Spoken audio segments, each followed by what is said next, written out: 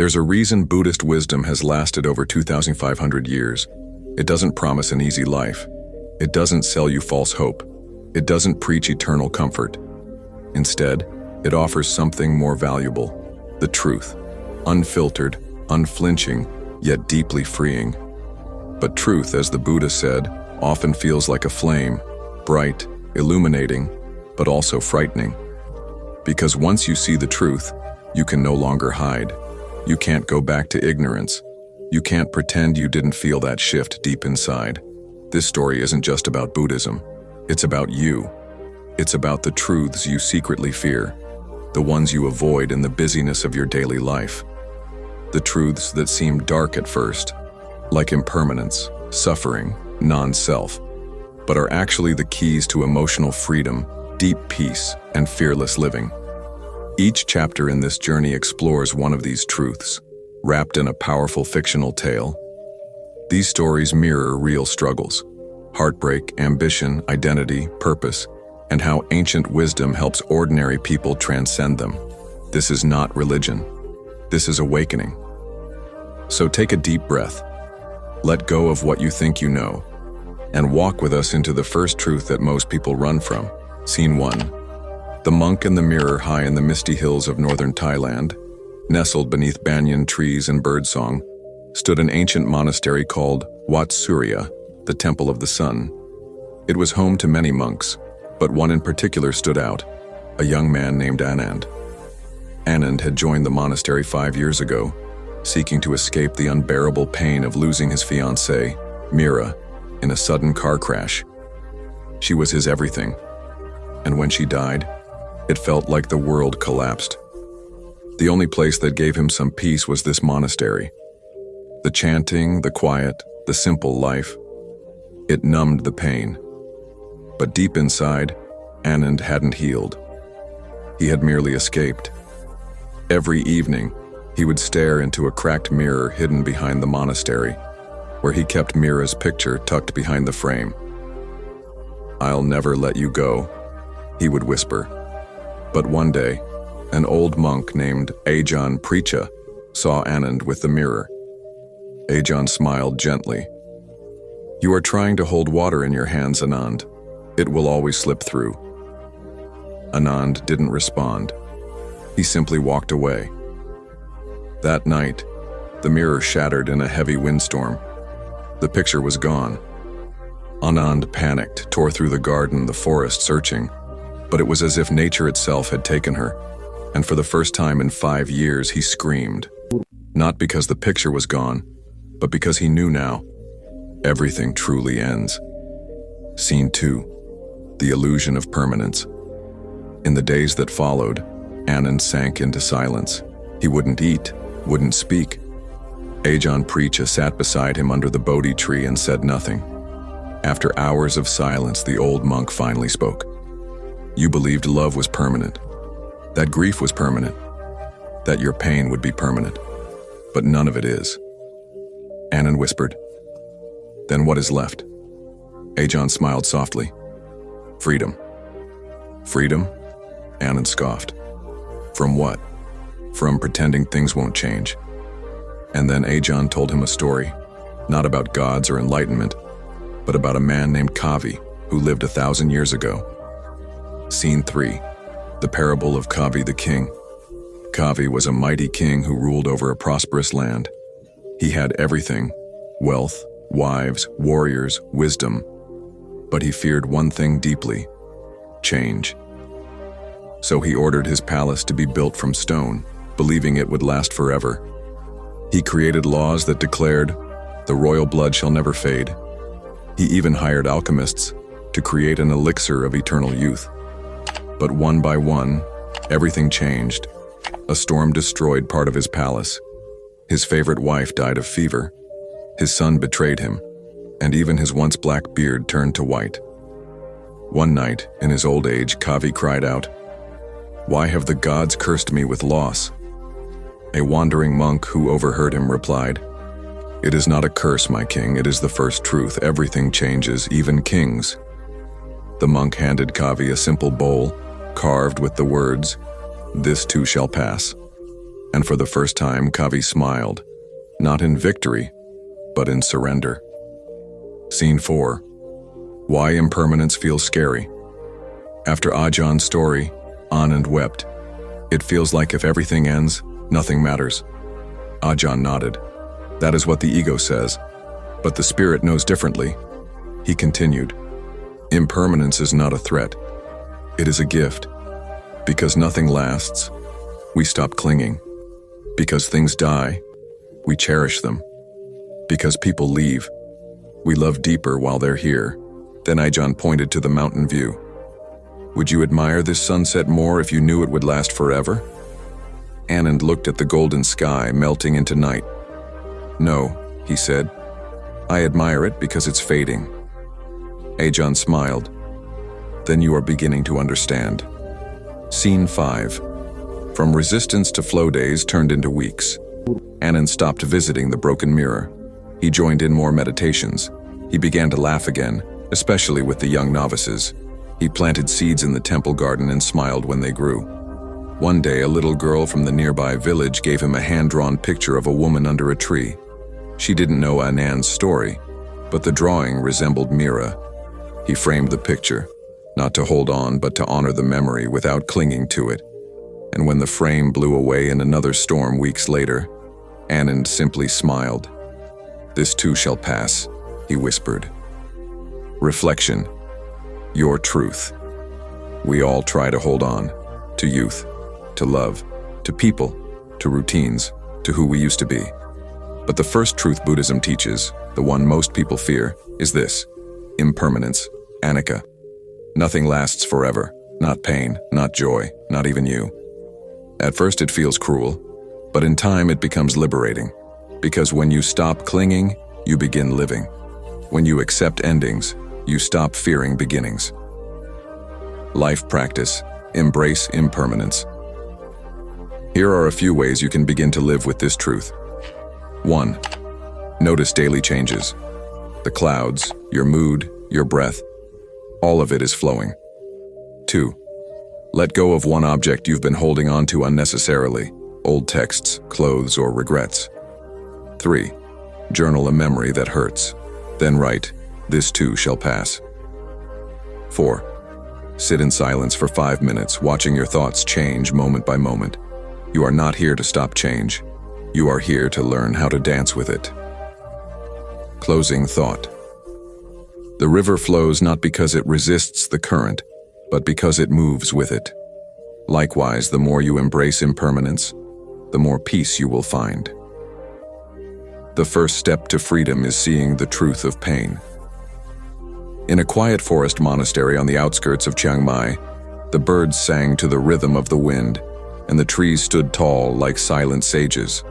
This monastery was home to many spiritual seekers, men and women who had left the chaos of modern life to find something deeper. Among them was a woman named Lena. She was in her early 30s, smart, successful, and admired by many back in Bangkok. She had worked as a corporate strategist, earned 6 figures, traveled the world, and yet one day she locked herself in her condo for 4 straight days. No calls, no lights, no food. The weight inside her chest wasn't sadness. It was emptiness, a vacuum, like something had been ripped from her soul. When her sister finally broke into the apartment, Lena whispered just one sentence: "Why do I feel so broken when I have everything?" That's when her journey began. Scene 1. The smile that cracked Lena arrived at the monastery with her usual polished demeanor. She wore a white robe like the others, but she couldn't let go of her phone, keeping it in silent mode in her bag. She joined the silent meditations, helped in the kitchen, even smiled politely at the monks. But inside she was spiraling. During the first group session, the head monk, Ajahn Manur, asked everyone a question. "What do you believe causes your suffering?" People answered, "Loneliness, money problems, family pressure, my health, heartbreak." Lena, when asked, replied, "I don't suffer. I'm just tired." Ajahn Manur nodded and smiled. Even smiles can be masks. Scene 2. The burn beneath the bandage. Later that day, Lena helped chop vegetables for lunch beside an elderly nun named Mei Chan. Mei Chan watched her hands tremble while slicing and said, "You're angry." Lena blinked. "No, just focused." Mei Chan smiled kindly. "When I was your age, I mistook pain for purpose too." That night, Lena couldn't sleep. Her mind raced. Past conversations, failed relationships, regrets, all circling like crows. She whispered to herself, "I'm not unhappy, I'm just tired of pretending." Scene 3, the parable of the two arrows. The next morning, Ajahn Manur told a story to the group during walking meditation. "A man is shot by an arrow," he began. "It pierces his chest and he screams. But before anyone can help him, he gets shot again. A second arrow, right in the same place. Now, the first arrow is inevitable," he said. "Pain comes to all of us. But the second arrow, that one we shoot ourselves, with our reactions, our resistance, our stories." The Buddha taught that most of our suffering isn't from what happens, but from how we respond to what happens. We don't suffer because things hurt. We suffer because we refuse to accept that hurt. Lena looked down at her robe and thought about her past. The relationship she poured her soul into, only to be betrayed. The job that demanded everything, yet gave her no peace. The family that wanted her to succeed but never saw her pain. She had been walking around with 10 arrows in her chest, blaming the world, but not noticing how she kept twisting the blades deeper. Scene 4. Facing the real wound. One evening, the monks invited everyone to a special ritual around a fire. Each person was told to write down one truth they were afraid to face. Lena stared at her blank paper for 10 minutes. Then, her hand moved slowly. "I feel like I'm not enough, even when I achieve everything." She folded it, walked to the fire, and dropped it in. As the paper curled into flame, so did her composure. She began to cry. Not loud sobs, but deep, primal tears. Like her heart had finally admitted what her mind refused to. Ajahn Manur came beside her and whispered, "This is not weakness. This is the beginning of wisdom." Scene 5. The nature of suffering. Dukkha. After that night, Ajahn called a group meeting and explained the second noble truth of Buddhism.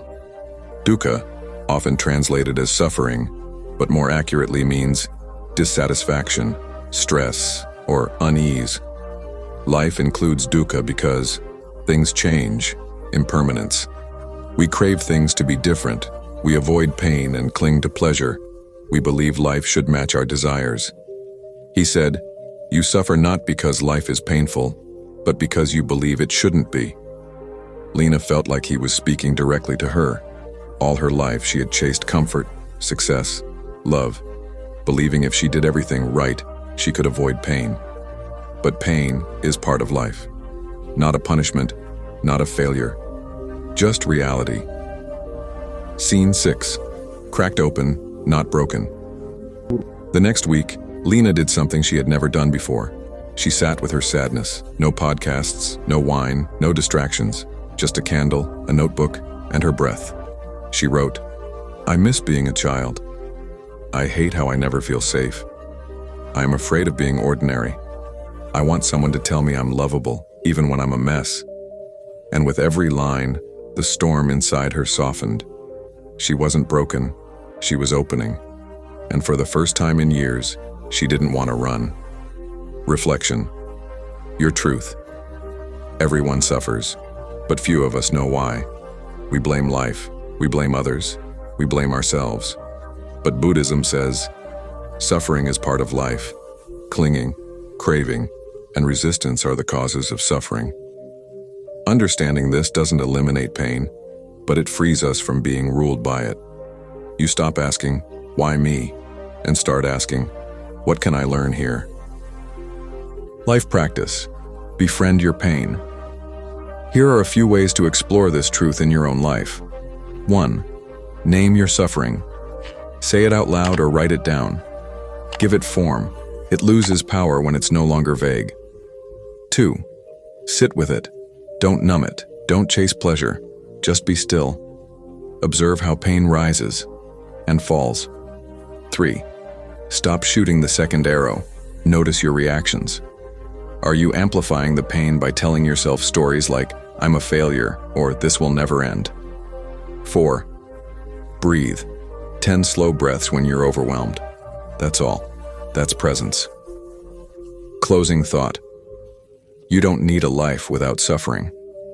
You need a heart that understands suffering doesn't define you. The lotus doesn't grow in clean water. It grows in mud. Let your pain become the mud from which your peace blossoms. When you realize there is no permanent self to protect, you stop suffering. Introduction: the identity illusion. We grow up with one belief woven deep into our minds. I am me. I am my name, my story, my gender, my race, my talents, my trauma, my dreams. But Buddhism challenges this at the root. It says, there is no unchanging I, only a constantly shifting stream of thoughts, sensations, and consciousness. To most people, this idea is terrifying, because if I don't exist the way I thought I did, who am I? This chapter is not about becoming no one. It's about realizing you are not just someone. You are more than a label, more than a story, more than a name. Scene 1. The prison of personality. In the heart of the monastery, there lived a man who wasn't a monk, at least not yet. His name was Dev. At 46, he had lived what most would call a successful life. A tenured professor, best-selling author, and popular podcast host on Eastern philosophy. But despite preaching wisdom for decades, Dev felt hollow. He had spent years performing spirituality but not living it. So he came to the monastery for a 6-month silent retreat. No speaking, no phones, no teaching.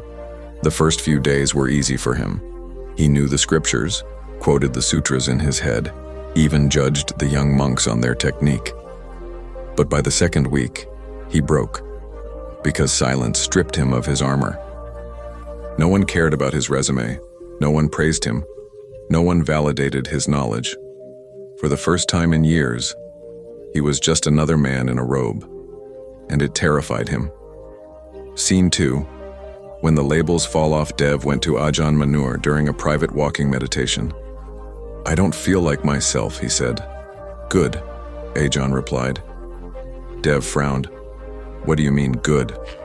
Ajahn stopped walking and said, what you call yourself is just a bundle of thoughts, roles, and memories. When those fade, who remains? Dev stayed quiet. Ajahn continued, you've been clinging to an identity you built to be admired. But identities are like masks, useful, but not who you are. He pointed to the nearby pond. Do you see your face clearly in still water? Yes. And what happens when the water ripples? It distorts. Just like your mind when it clings to a fixed self. Scene 3.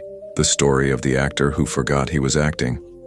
Later that day, Ajahn Manur shared a story during the evening Dharma talk. There once was an actor so talented that he played a king for years. He wore the costume, delivered speeches, gave orders on stage. The audience adored him. One day, after thousands of performances, he forgot he was acting. He began to demand royal treatment, refused to take off the crown, even off stage. He became miserable. Why? Because he was trying to live a story that was never real to begin with. This is what happens when we believe we are our personality, our achievements, our pain. We suffer because we forget we are the actor, not the role. Dev sat in the back, heart pounding. He had spent so long crafting his image that he didn't know how to be without it. Scene 4. The mirror meditation. Ajahn gave Dev a task, the mirror meditation. He had to sit in front of a mirror for 1 hour each day in silence and just watch himself. No talking, no adjusting, no affirmations, just watching. The first few sessions were uncomfortable. Dev squirmed, avoided his own eyes, even whispered old podcast quotes to feel superior. But slowly the mirror revealed something else.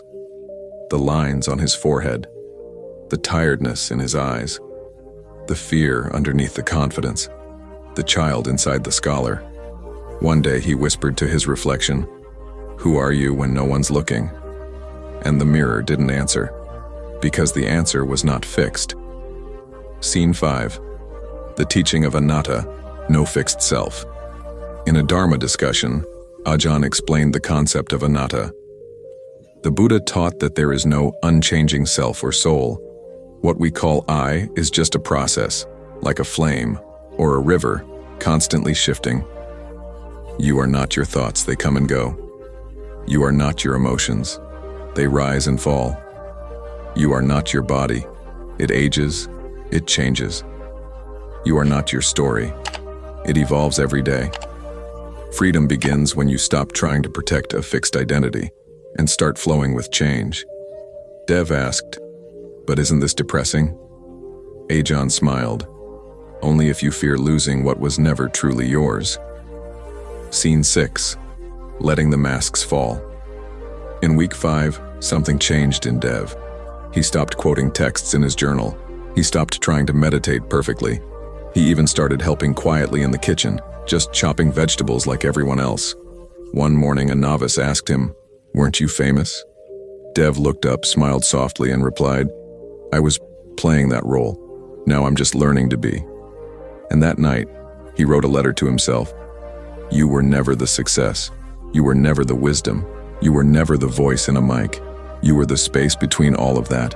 A quiet presence, a watcher, not fixed, not broken, just here. Reflection, your truth. We suffer when we cling to the illusion of a fixed identity. I'm a failure. I'm a winner. I'm broken. I'm smart. I'm strong. I'm weak. But you are none of these things. You are not a noun. You are a verb, a living, breathing, ever-changing process. Like a wave in the ocean. To realize this is to release shame, ego, pride, fear, because you no longer need to defend yourself. Life practice. Discover the self behind the self. Try these practices to explore the truth of anatta. 1. Label dropping. For one day, notice how often you refer to yourself by a label. I'm tired, I'm anxious, I'm smart, and just say, there is tiredness. See the shift. 2. Mirror practice. Sit with a mirror in silence for 10 minutes. Watch yourself without judgment. Who is watching? 3. Journal prompt. Write, if I wasn't afraid of losing my identity, I would. And see what truths surface. 4. Watch your thoughts, like watching cars pass on a road. Don't chase or judge, just notice. Closing thought. You are not the storm. You are the sky it passes through. When you stop clinging to a fixed self, you begin to live from a place of peace, humility, and presence.